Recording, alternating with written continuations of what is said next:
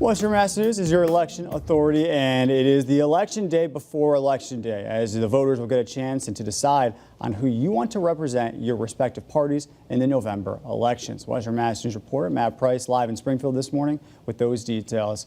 Matt, what can you tell us about the race? Well, David, we are just outside the Springfield Boys and Girls Club, which is one of several polling places here in the city of Springfield where people can stop by and cast their ballot on this important day.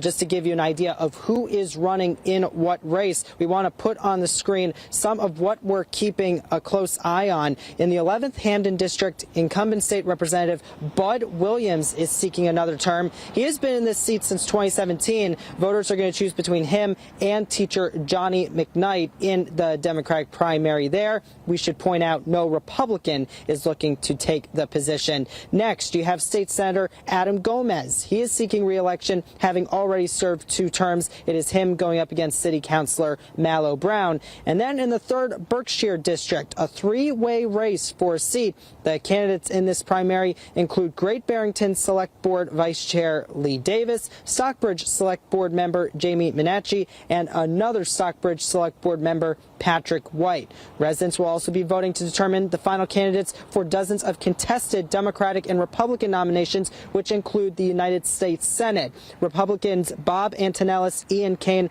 and John Deaton are competing for a chance to face Senator Elizabeth Warren in the general election on November 5th. Warren is running unopposed in the Democratic primary for that.